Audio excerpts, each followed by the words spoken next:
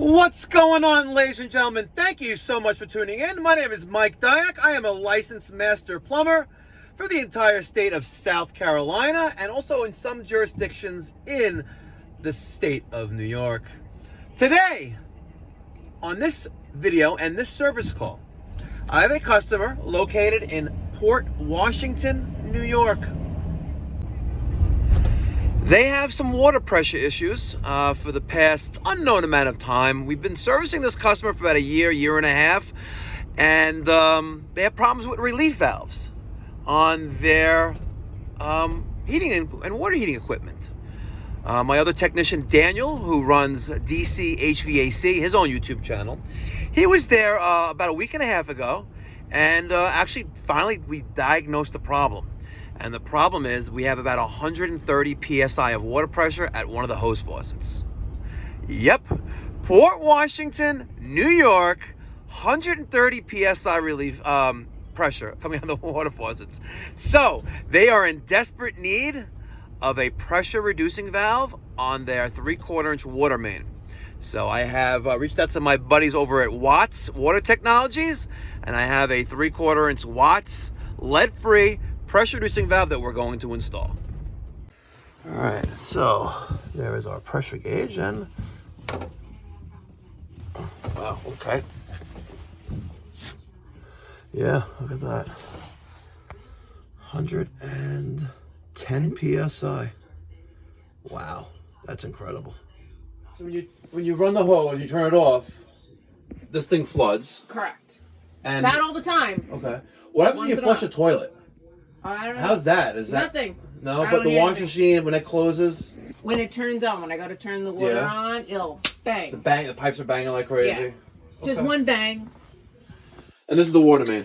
Yeah, so that's that's to shut it down. Perfect. The only issue is, The ground wire. my ground is there. No, it's fine. We're gonna put a valve. So, What is this line for? that goes into my kitchen. Okay, so we'll put it right here. Okay, yeah, perfect. That's the water from my. All right, here's the Watts. This is the lead-free 3/4 inch water pressure reducing valve. It's got female threads on both ends. One side's got the union.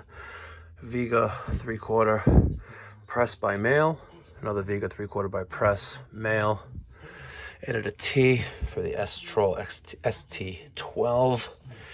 And then a Viga 3/4 by 1/4 inch female T, pressed by female, for the pressure gauge. We're going to be able to dial down exactly what we need here. Comes preset with 50. Let's turn it on.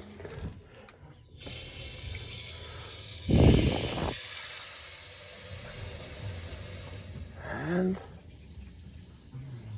we're a little under 50 right now. Look at that. Let's turn the water back onto the house. Good to go.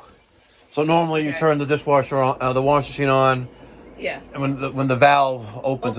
Because that's the fast closing or opening valve. That's what with the amount of pressure you'll have that. Yes, absolutely. But now with 70, like 70 PSI, it fluctuates a little bit, like a little bit, but they have 72 PSI. But so you're into year 2 of 7, so you have 5 more years. Maybe you move to Florida.